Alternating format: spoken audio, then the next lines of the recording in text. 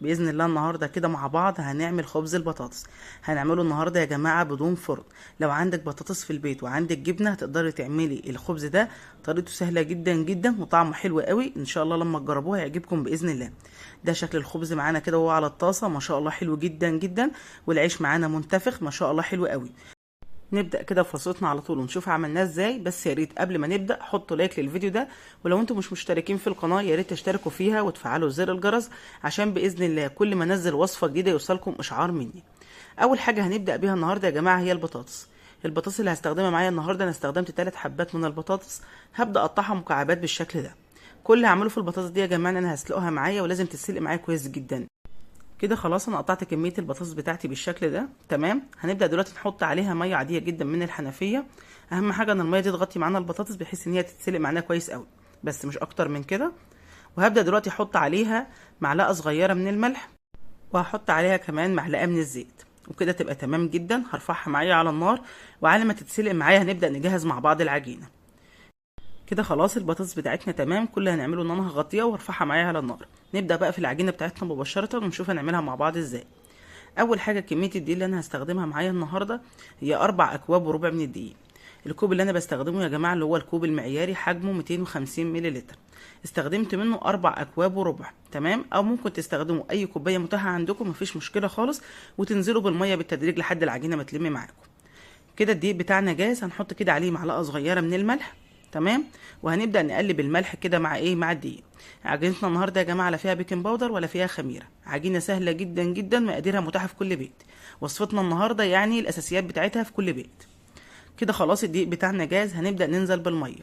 كميه الميه اللي انا هستخدمها معايا النهارده كوبايتين الا ربع من الميه، او تنزلي بالتدريج لحد العجينه ما تلم معاكي، تبقى كده العجينه بتاعتك تمام جاهزه. حطيت كده اول كوبايه معايا، ودي الكوبايه التانية حطيت كده منها جزء، وبدات اعجن بالشكل ده. هبدا اعجن بقى معاكم العجينه زي ما قلت لكم يا جماعه. انا هستخدم كوبايتين الا ربع من الميه، يعني مش هزود اكتر من كده تمام. معايا كده لما العجينه تلم معايا. كده العجينه خلاص بدات تلم معايا. لميت الدقيق كله اللي في الطبق وعجنت العجينه بتاعتي كويس قوي. اخر حاجه احطها معايا هي معلقه كبيره من الزيت. معلقه الزيت دي يا جماعه بتفرق جدا جدا في ملمس العجينه معانا. هبدا بقى كده اكمل عجن كده زي ما انتم شايفين كده بمعلقه الزيت اللي انتم شفتوها معايا دي. مده العجن اللي خدتها كده في العجينه كلها حوالي 10 دقايق، لحد ما وصلت للملمس اللي انتم شايفينه معايا ده. العجينه معانا ما شاء الله حلوه قوي قوي، ولسه هكمل عجن بالشكل ده. شايفين لمت معايا ازاي، والملمس بتاعها ما شاء الله رهيب حلو قوي قوي. ده كده شكل العجينه معانا. عجينتنا يا جماعه زي ما قلت لكم ما فيهاش لا خميره ولا بيكنج باودر، هي بس كده تمام. معلقه الملح ومعلقه الزيت، والعجينه بتاعتنا حلوه قوي. كل اللي هنعمله ان احنا هنغطي العجينه بتاعتنا دي ونسيبها ترتاح اقل حاجه ربع ساعه، وبعد كده نبدا نشتغل فيها. في المرحله دي كانت البطاطس معانا اتسلقت معانا كويس قوي. كل اللي هعمله ان انا ههرس البطاطس دي. لازم اهرسها معايا ناعم لان دي هتكون الحشوه للعيش بتاعنا تمام. فببدا اهرس البطاطس بالشكل اللي انتم شايفينه ده. وهنشوف ايه الاضافات اللي احنا هنضيفها معانا، هتفرق جدا في طعم البطاطس وكمان طعم العيش معانا. كده خلاص انا بهرس البطاطس لحد ما تنعم معايا. هحط لها دلوقتي معلقه صغيره من الملح، وطبعا ما تكتريش. وهبدا احط دلوقتي عليها رشه من الفلفل الاسود. كده تمام جدا. انا هضيف يا جماعه معايا جبن. نوع الجبنه دي يرجع لك مفيش مشكله خالص. ممكن تضيفي عليها جبنه قريش، ممكن تضيفي جبنه رومي، جبنه شيدر، جبنه موتزاريلا، اللي تحبيه مفيش مشكله خالص. انا بالنسبه لي النهارده هضيف معاكم جبنه رومي. بصراحه يا جماعه طعم الجبنه الرومي فرق معايا جدا جدا في طعم البطاطس. حلوه قوي قوي.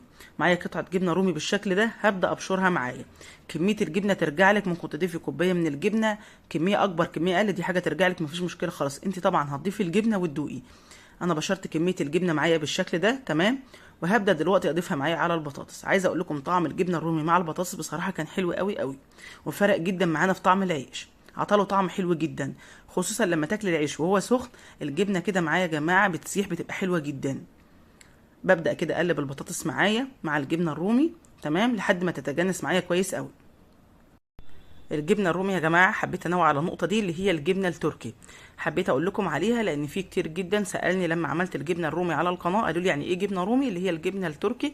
طبعا بتختلف المسميات من كل بلد للتانيه مفيش مشكله خالص، بس حبيت اقول لكم يعني ايه جبنه رومي.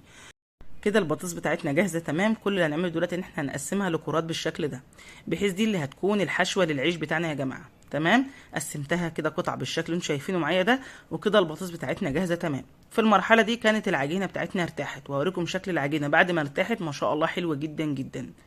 ده شكل العجينه معانا، شايفين ما شاء الله ملمس العجينه عامل ازاي، لان العجينه دي اتخدمت صح يا جماعه. كل ما تخدمي العجين كل ما تاخدي نتيجه معاكي حلوه قوي. العجينه دي يا جماعه تنفع طبعا للفطير، حلوه جدا جدا. كده تمام. انا هبدا اقطعها بالشكل اللي انت هتشوفوه معايا ده على شكل كور. تقسيمه العجينه او حجم الرغيف يرجع ليكي، مفيش مشكله خالص، ممكن تصغري او تكبري زي ما تحبي، مفيش مشكله. اهم حاجه انت تقسميها كور وتقفليها كويس قوي بحيث تبقى بالشكل اللي انت شايفاه معايا ده. دلوقتي هحط كده كور العجين معايا في طبق جانبي، تمام، واكور كميه العجين كلها بنفس الطريقه. حجم الارغفه يا جماعه زي ما قلت لكم يرجع ليكم، يعني ممكن العجينه دي تعمل معاكي 10 ارغفه، ممكن 8، ممكن 6، براحتك خالص. حجم الرغيف ده زي ما تحبي، مفيش مشكله. قسمت العجين كله بنفس الطريقه اللي انت شايفاها معايا دي وبكوره بالشكل ده. اهم حاجه ان انت بعد ما تكوري العجين لازم تغطيه بكيس، ليه؟ عشان وش العجين ما ينشفش معاكي.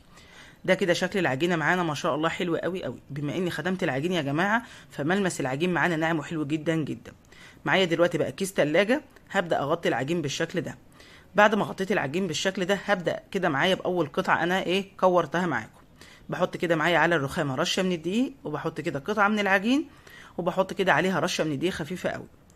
وبنبدا دلوقتي بالنشابه نبدا نفرد العجينه بتاعتنا. هتشوفوا دلوقتي شكلها يكون عامل ازاي.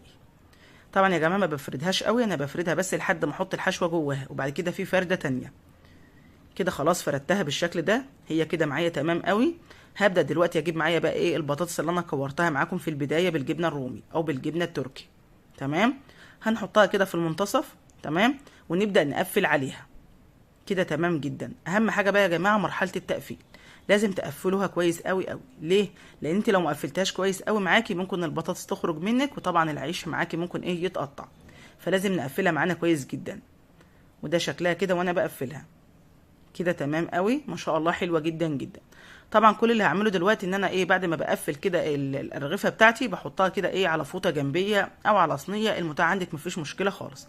واكمل كل باقي قطع العجين بنفس الطريقه، بسيبها ترتاح الاول وبعد كده ببدا افردها. يعني ما بفردش على طول يا جماعه، كل ما تسيبي العجين يرتاح كل ما يفرد معاكي افضل.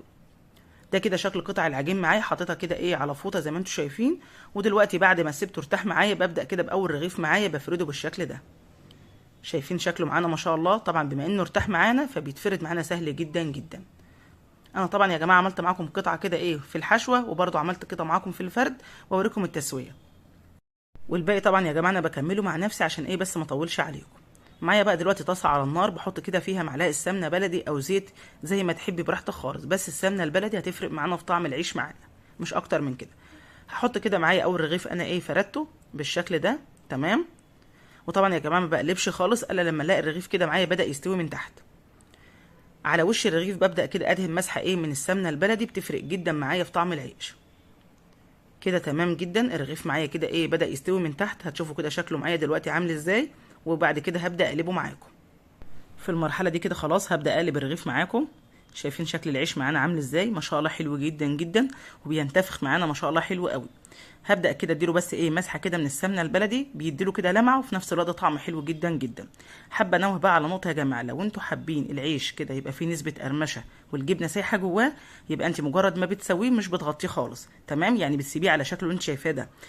لكن لو عايزاه طري معاكي بالشكل ده، شايفين هو طري هنا معانا ازاي؟ ليه بقى طري كده يا جماعه؟ لان انا غطيته. دي حاجه طبعا ترجع ليكي، حابه يكون طري هتغطيه، مش عايزاه يكون طري ويكون فيه نسبه قرمشه، يبقى مجرد ما بتسويه بتحطيه كده على صينيه او على طبق جانبي، تمام، وبتسيبيه ما بتغطيهوش خالص. وده كده شكله معانا ما شاء الله حلو جدا جدا. بكده فيديو النهارده يكون خلص معانا. اتمنى طبعا يكون عجبكم، يا ريت لو عجبكم لايك وشير لمطبخ ضحاء سليم عشان القناه تكبر بيكم وليكم. واشوفكم على خير ان شاء الله في وصفه جديده ومع الف سلامه.